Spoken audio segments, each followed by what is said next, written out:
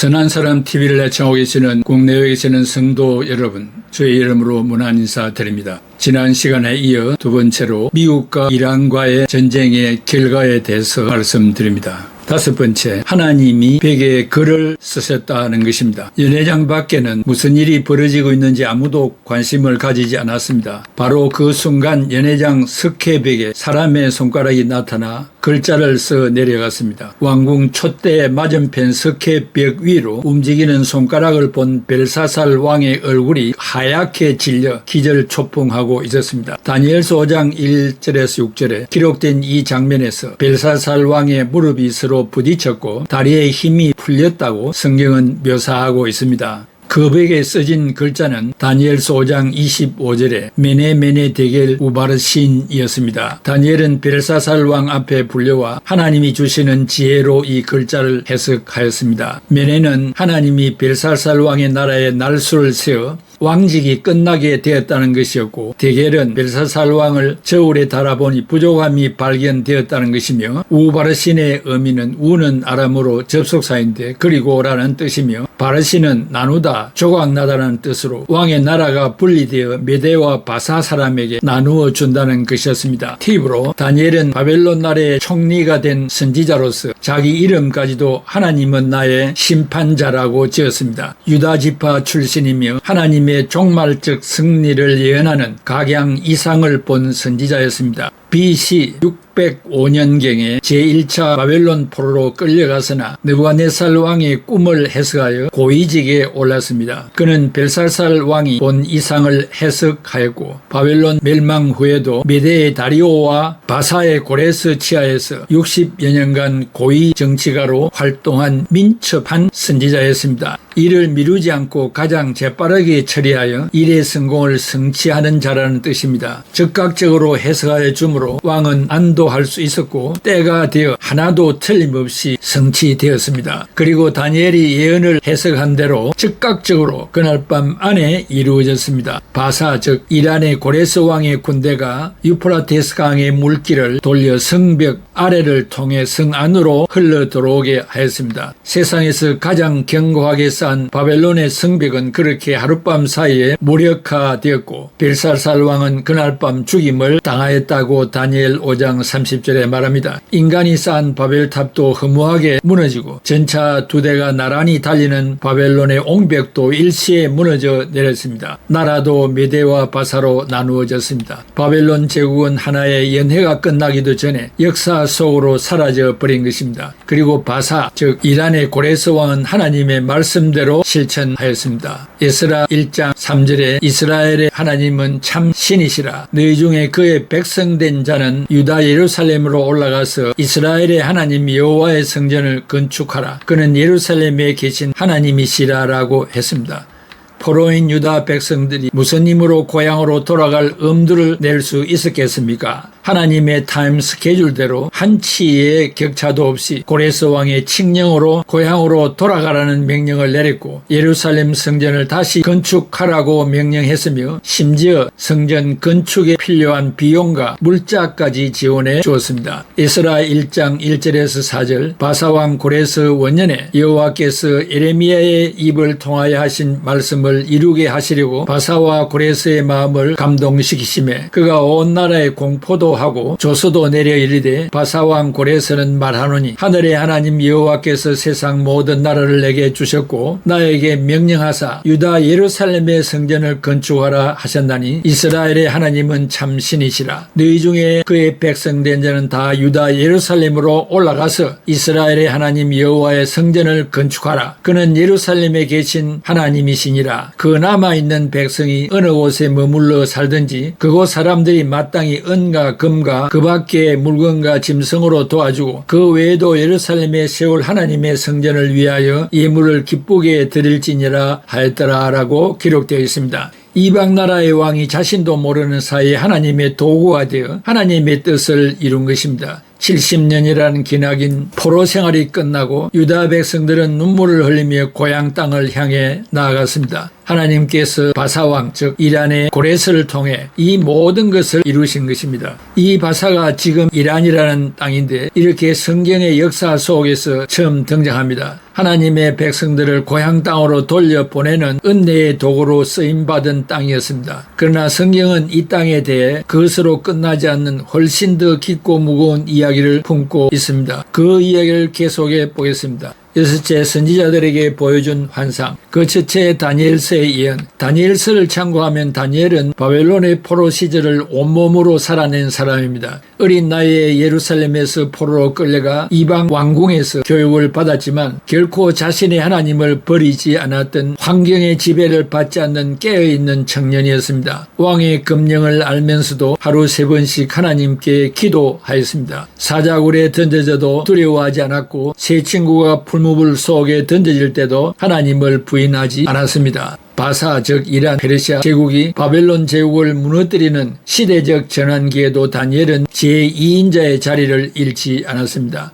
다니엘 6장 28절에 이 다니엘이 바벨론의 다리오 왕 시대와 바사 즉 이란 사람 고레스 왕의 시대에 형통하였더라. 왕들이 바뀌어도 하나님을 섬기는 자의 삶은 흔들리지 않았습니다. 그런 다니엘에게 하나님은 세상의 끝날을 보여주시는 놀라운 환상을 주셨습니다. 다니엘 8장에서 다니엘은 한 가지 환상을 봅니다. 엘람도의 수산성에서 즉 이란도의 수산성에서 얼레 강변에 서 있을 때 두 뿔 가진 순양 한 마리가 나타났습니다. 두 뿔 중 하나는 더 높았고 그 더 높은 것은 나중에 난 것이었다고 했습니다. 이 순양이 서쪽으로 북쪽으로 남쪽으로 들이받으며 아무도 그 앞에 설 수 없었습니다. 거칠 것이 없었고 제 마음대로 행하며 스스로 크다 하였다고 기록되어 있습니다. 이 순양의 기세는 하늘을 찌를 듯했고 온 세상이 그 발 아래 굴복하는 것처럼 보였습니다. 그런데 뒤이어 서쪽에서 숫염소 한 마리가 나타났습니다. 눈에 띄는 큰 뿔 하나를 가진 숫염소는 땅에 발도 되지 않을 듯이 빠르게 달려왔습니다. 번개처럼 빠른 속도로 순양에게 돌진하여 분노로 그것을 쳐서 두 뿔을 다 꺾어버렸습니다. 순양에게는 그것을 막을 힘이 없었습니다. 조금 전까지만 해도 세상을 호령하던 그 거대한 순양, 즉 페르시아 제국 이란이죠. 순식간에 땅에 쓰러져 짓밟힌 것입니다. 다니엘 8장 20절에서 천사 가브리엘이 직접 이 환상의 의미를 설명해 줍니다. 번개처럼 빠른 속도로 순양에게 돌진하였고 분노로 그것을 쳐서 두 뿔을 다 꺾어버렸고 순식간에 땅에 쓰러져 짓밟힌 것이라고 했습니다. 이 다니엘서 8장 20절에서 천사 가브리엘의 해석은 이렇습니다. 네가 본 바 두 뿔 가진 순양은 메대 즉 이란 북서부와 바사 페르시아 이란 전체의 왕들이요 털이 많은 순염소는 헬라의 왕이요 두 눈 사이에 있는 큰 뿔은 그 첫째 왕이라고 하였습니다. 그러니까 지금의 이란 땅이 성경의 예언 속에서 매우 구체적인 모습으로 등장하고 있는 것입니다. 그리고 그 바사 즉 페르시아 제국 이란 제국을 무너뜨리는 헬라의 첫째 왕은 그는 바로 역사 속에 알려진 알렉산더 대왕이었습니다. 이 환상이 다니엘에게 주어진 것은 알렉산더 대왕이 태어나기도 수백 년 전의 일이었습니다. 그런데 다니엘의 환상은 헬라 제국이 바사 즉 이란 제국을 무너뜨리는 장면을 놀랍도록 정확하게 보여주었고 실제로 역사에서 알렉산더 대왕은 기원전 즉 예수님이 오시기 전 기원전이라 합니다. 331년에 바사 제국의 다리우스 3세를 격파시키고 바사를 정복하였습니다. 아나톨리아 남부의 이소스평원 전투에서 다리우스 3세의 대군을 물리치고 페르세폴리스의 궁전을 불태웠습니다. 수백 년 전에 기록된 예언이 역사 속에서 한치의 오차도 없이 실현된 것입니다. 순양이 숫염소에 의해 쓰러지듯이 바사 제국은 헬라의 젊은 왕 알렉산더에 의해 무너졌습니다. 그런데 여러분, 성경의 예언은 과거에만 머물지 않습니다. 이스라엘 백성이 바벨론 제국에 의하여 포로로 잡혀가서 종노릇하며 살았는데 70년이 되니 페르시아 즉 바사 제국의 고레스 왕이 바벨론 제국을 무너뜨렸고 기원전 331년에 페르시아 제국을 알렉산더 대왕이 정복하여 다스렸습니다. 성경에는 아직 이루어지지 않는 이란에 관한 예언이 남아 있습니다. 그리고 그 예언은 지금 이 시대를 살아가는 우리의 눈앞에서 서서히 모습을 드러내고 있습니다. 두 번째, 에스겔서의 예언. 에스겔 38장은 마지막 때에 벌어질 놀라운 전쟁을 예언하고 있습니다. 에스겔 38장 1절에서 6절에 하나님의 말씀이 에스겔에게 임합니다. 마곡 땅에 있는 곡이라는 인물이 등장하는데 이 사람은 로스와 메섹과 두발의 어떤 통치자로 묘사됩니다.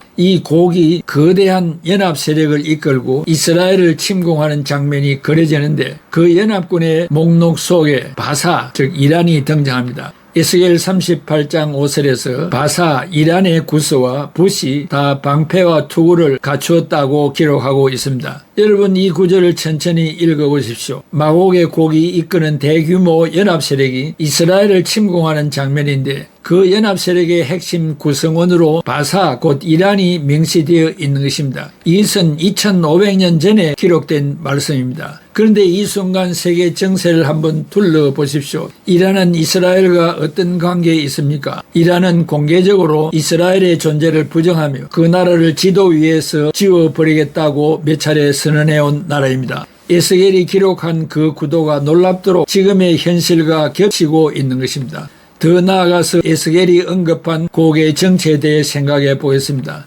마곡 땅에 있는 로스의 어떤 통치자라는 표현에서 많은 학자는 이 마곡과 로스와 메섹과 두발이 오늘날의 러시아 및 중앙아시아 지역을 가리킨다고 봅니다. 그리고 현실에서 이란과 러시아는 군사적 경제적으로 점점 더 밀착된 관계를 형성하고 있습니다. 에스겔이 2500년 전에 보았던 연합의 도구가 지금 우리 눈앞에서 하나하나 맞추어지고 있는 것입니다. 에스겔의 예언은 여기서 끝나지 않습니다. 에스겔 38장 8, 9절을 보면 이 연합군이 공격하는 대상은 칼에서 벗어나 이스라엘 백성과 여러 나라에서 모여온 자들이 사는 땅이라고 묘사되어 있습니다. 오랫동안 황폐되었다가 회복된 이스라엘의 산들 위에 여러 나라에서 돌아온 백성들이 안전하게 거하고 있을 때 이 연합 세력이 구름처럼 밀려온다는 것입니다.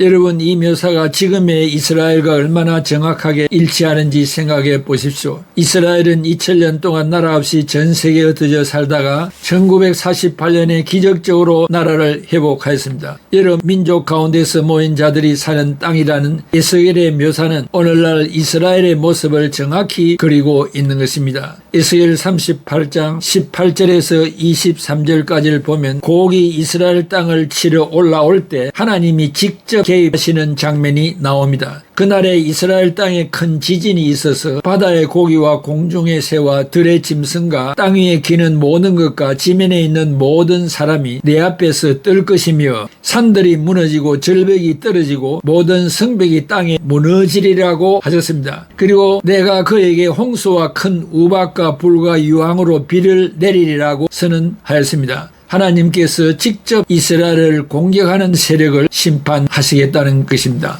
기도하겠습니다. 고마우신 아버지 하나님, 오늘도 우리에게 2500년 전에 예언한 예언의 말씀을 들을 수 있는 기회를 주신 것 감사합니다. 주의 뜻이 이 땅에 이루어지기를 원하오며 궁극적으로 하나님의 뜻이 다 이루어지고 마지막에는 하나님의 나라가 건설될 것입니다. 만세전에 택정한 하나님의 백성들이 다 불러 모아져서 그곳에서 낙원과 같은 세상에서 우리들이 살아갈 것을 기억합니다. 그 뜻도 다 이루어지게 하여 주시옵소서. 예수님의 이름으로 기도하옵나이다. 아멘.